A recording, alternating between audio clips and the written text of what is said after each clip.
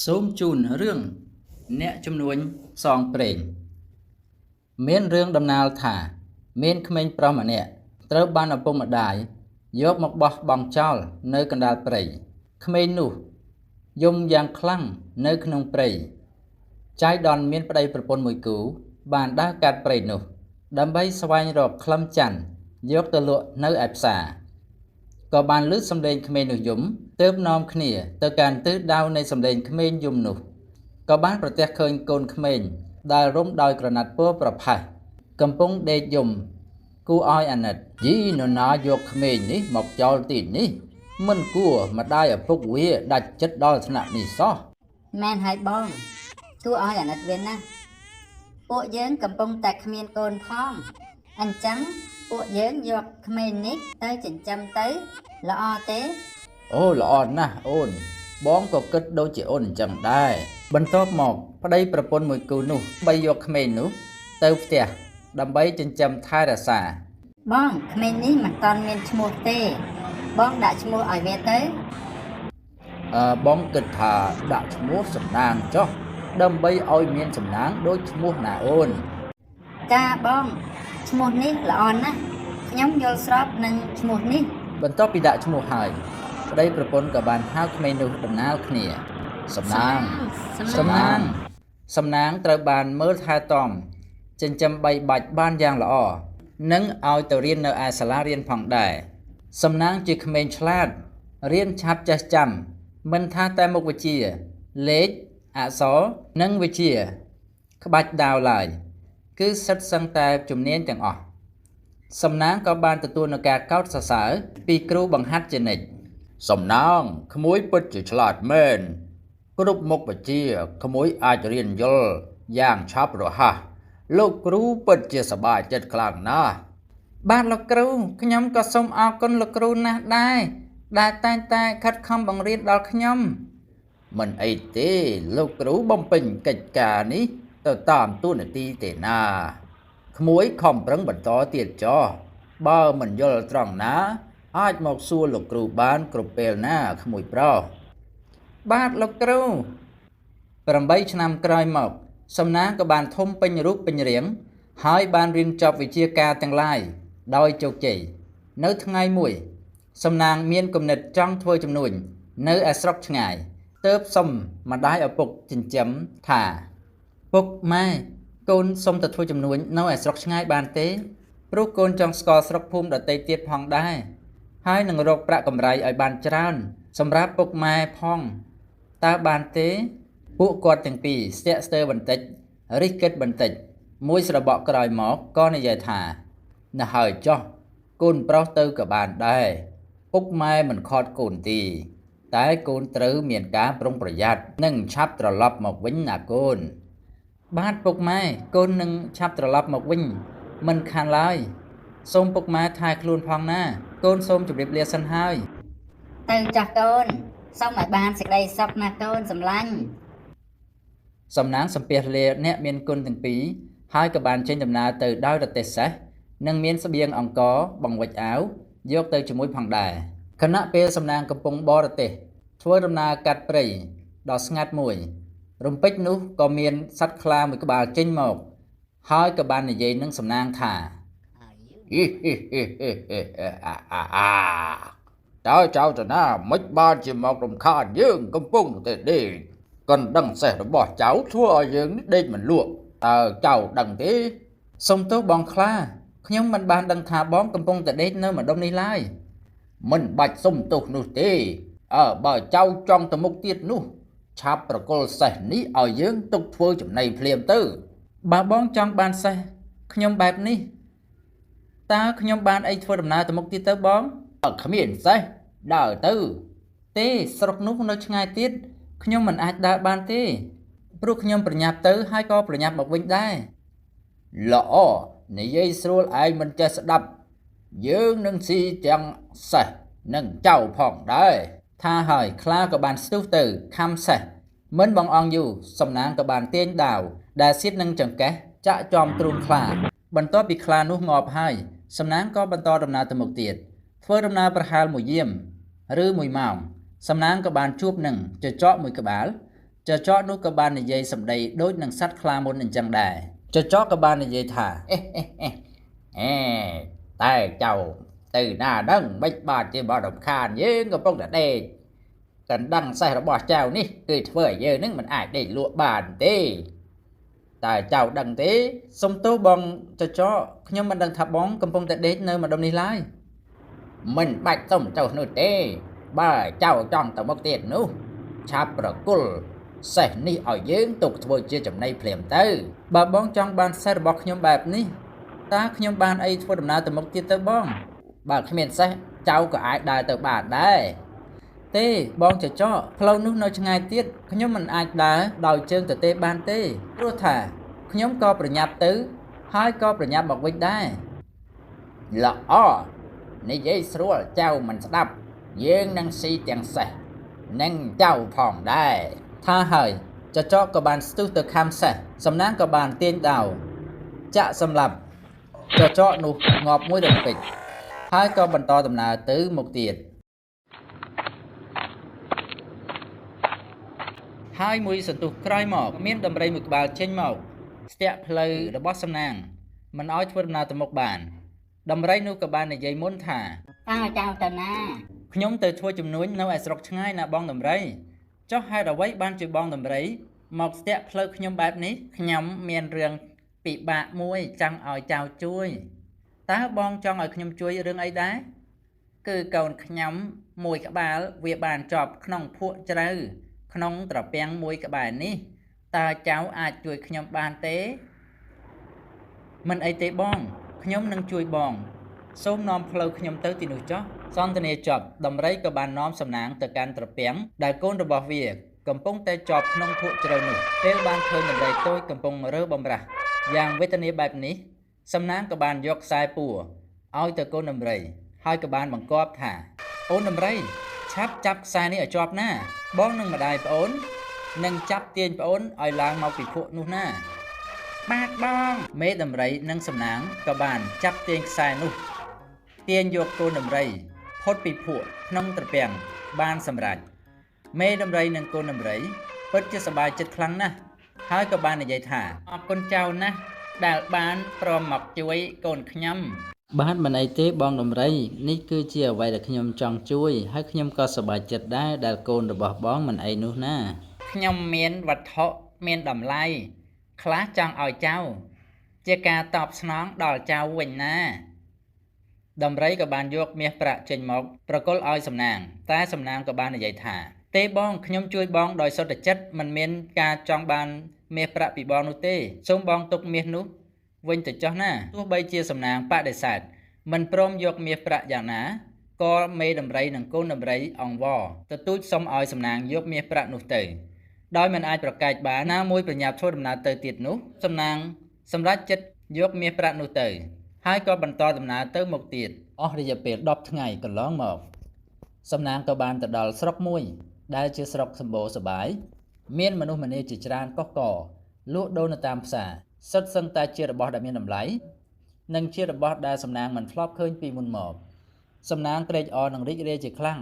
ហើយក៏បានឈប់រទេះសេះនៅក្បែរដើមឈើមួយហើយក៏ឲ្យចំណីសេះស៊ីបន្ទាប់មកសំណាងក៏បានចូលទៅតូបអាហារមួយក្បែរនោះខ្ញុំត្រូវការបាយឆាមួយចានបាទនេះជាបាយរបស់ក្មួយណាហើយតើក្មួយជាអ្នកស្រុកឆ្ងាយមែនទេបានជាមិនដែលឃើញបានពិតមែនហើយលោកពូខ្ញុំមកពីស្រុកផ្សេងបានជាលោកពូមិនដែលឃើញនឹងណាបាទហើយខ្ញុំមកទីនេះគឺដើម្បីធ្វើជំនួញព្រោះឮថានៅស្រុកនេះគឺសម្បូរសប្បាយណាស់ហើយមានតំណែងប្លែកៗដែលខ្ញុំពុំដែលបានឃើញពីមុនមកឡើយតើលោកពូមានស្គាល់នរណាដែលជាអ្នកលក់ក្រណាត់សូត្រឬក៏ក្អមឆ្នាំងដែរទេអូពិតជាស្គាល់ណាក្មួយក្មួយធ្វើដំណើរពីទីនេះទៅត្រង់ប្រហែលជា200ម៉ែត្របត់ស្ដាំនៅត្រង់ដើមអំពិលមួយដើមណាក្មួយចាំទេបាទអរគុណច្រើនលោកពូខ្ញុំចាំហើយអរគុណច្រើនបន្ទាប់ពីសំណាងឆៃបាយរួចហើយក៏បានទៅផ្ទះអ្នកចំនួនលក់ក្រណាត់សូត្រនិងក្អមឆ្នាំងដីនៅផ្ទះអ្នកចំនួនក្រណាត់សូត្រជំរាបសួរលោកពូតើលោកពូជាអ្នកលក់ក្រណាត់សូត្រមែនទេ បាទពិតមែនហើយតែក្មួយមករកពូមានកិច្ចការអ្វីដែរបាទខ្ញុំមករកទិញក្រណាត់សូត្រពីលោកពូតើលោកពូមានដែរឬទេអូពិតជាមានហើយចោះក្មួយចង់បានប្រមាណកៃដែរបាទលោកពូខ្ញុំត្រូវការត្រឹមតែ30កៃសិនទេព្រោះមិនតាន់មានលទ្ធភាពយកច្រើនឡើយអូបាទមិនអីទេក្នុងមួយកៃលោកពូលក់ឲ្យក្នុងតម្លៃត្រឹមតែ5តម្លឹងទេគឺចោះឲ្យក្មួយណាជាទូទៅលក់10តម្លឹងឯណោះអូបាទអរគុណច្រើនលោកពូដែលបានបញ្ចុះតម្លៃឲ្យខ្ញុំសំណាងក៏បានទិញក្រណាត់សូត្ររួចហើយបានរៀបចំប្រទេសសេះត្រឡប់ទៅវិញនៅតាមដងផ្លូវឈប់សម្រាកនៅក្រោមដើមឈើត្រឈឹងត្រឆៃនោះខណៈពេលដែលកំពុងតែសម្រាកក្រោមដើមឈើនោះក៏មានក្រុមមនុស្សចំនួន3នាក់ដើរគូសស្គរប្រកាសស្វែងរកអ្នកមានទេពកោសល្យមានជំនាញមានចំណេះវិជ្ជាដើម្បីទៅកម្ចាត់សត្វនាគដ៏កំណាចដែលបានចាប់យកកូនសេដ្ឋីទៅអស់រយៈពេល2ថ្ងៃហើយនៅពេលនោះសំណាងក៏បានភ្ញាក់ឡើងហើយក៏បានសួរទៅបរិសទាំងនោះថាតើពួកបងទាំងអស់គ្នាកំពុងធ្វើដំណើរទៅណាដែរពួកយើងកំពុងតែប្រកាសស្វែងរកអ្នកមានវិជ្ជាការខ្លាំងពូកែឲ្យជួយកម្ចាត់សត្វនាគកំណាចណាបងអូនព្រោះថាសត្វនាគកំណាចនោះវាបានចាប់យកកូនសេដ្ឋីលាក់ទុកនៅក្នុងលអាងភ្នំមួយហើយវាបានគំរាមថាត្រូវយកក្មេងដែលទើបនឹងកើតឲ្យបានចំនួន10នាក់ទើបវាព្រមលែងកូនសេដ្ឋីនោះមកវិញអូពិតជាមានរឿងអញ្ចឹងផងចុះតើសត្វនាគនោះនៅឯណាដែរបងខ្ញុំពិតជាចង់ជួយមនុស្សណាស់មិនចង់ឲ្យវាយកក្មេងៗដែលគ្មានដឹងអីយកទៅបំផ្លាញចោលឡើយល្អណាស់បើតាមមើលប្អូនពិតជាមានយុទ្ធធម៌ល្អមែនតើសត្វនាគនោះវាចង់បានក្មេងយកទៅធ្វើអីវាបាននិយាយថាវាយកក្មេងនោះទៅបូជាភ្លើងដើម្បីឲ្យអាយុវានឹងមានជីវិតអមតៈអាសត្វនាគចង្រៃនេះពិតជាខូខើមែនខ្ញុំនឹងស្ម័គ្រចិត្តកម្ចាត់វាឲ្យបានពិតជាប្រសើរណាស់បងអូនបាទអញ្ចឹងតោះយើងទៅទាំងអស់គ្នាទៅជួបលោកសេដ្ឋីតែម្ដងទៅបាទបងតោះ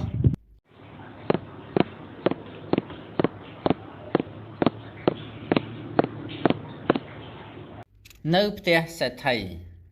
តើក្មួយមិនខ្លាចពិតជាហ៊ានទៅកម្ចាត់សត្វនាគនោះមែនទេលោកពូខ្ញុំមិនខ្លាចទេខ្ញុំជឿជាក់ថានឹងអាចកម្ចាត់នាគនោះបានល្អណាស់ក្មួយប្រសិនបើក្មួយអាចកម្ចាត់សត្វនាគនោះបាន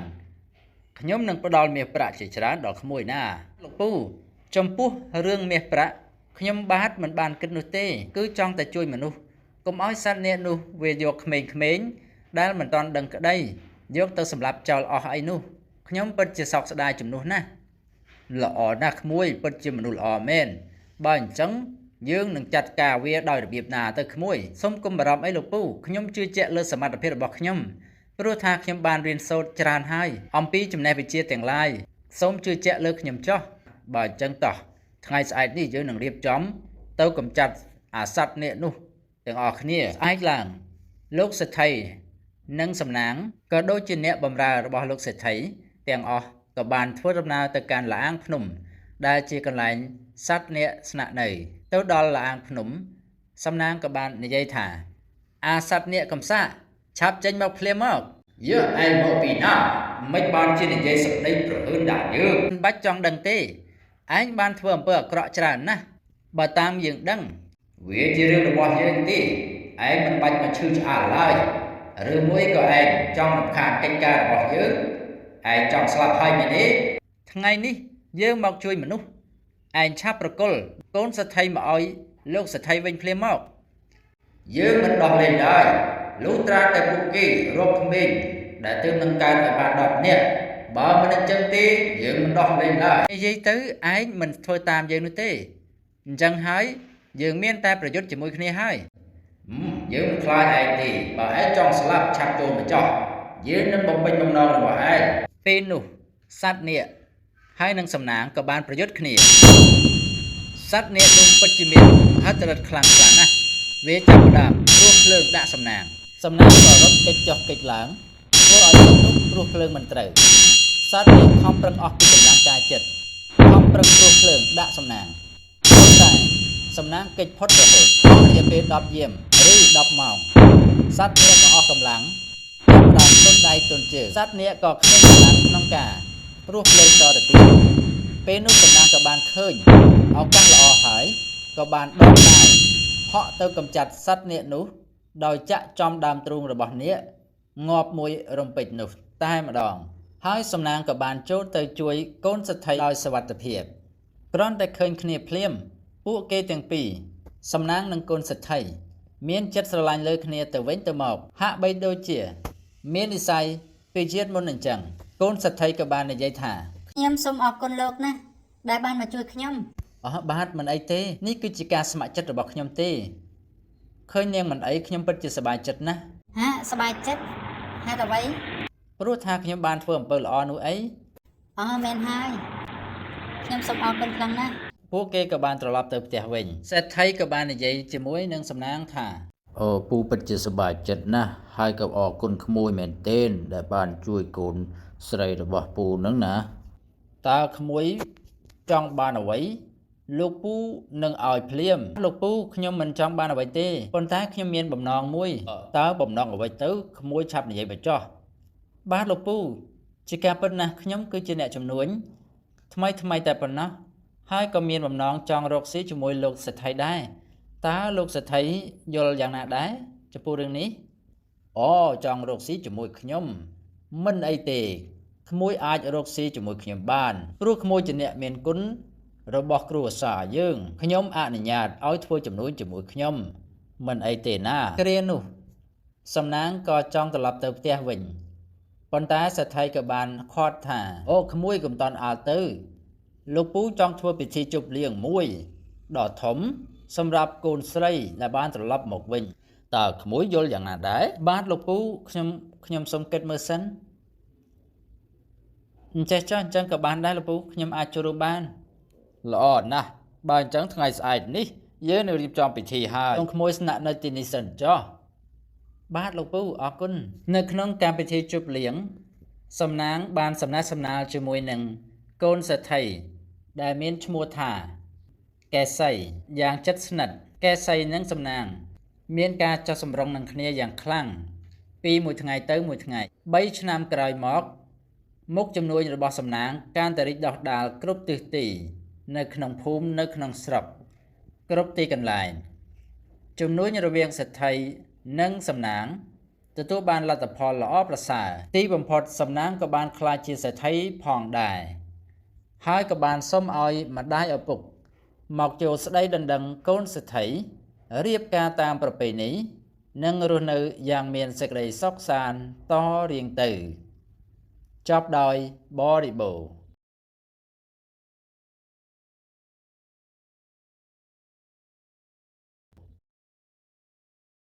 សូមអរគុណច្រើនបងប្អូនដែលបានតាមដានទស្សនានៅវីដេអូសូមកុំភ្លេចជួយចុច Subscribe ម្នាក់មួយផងបាទសូមអរគុណ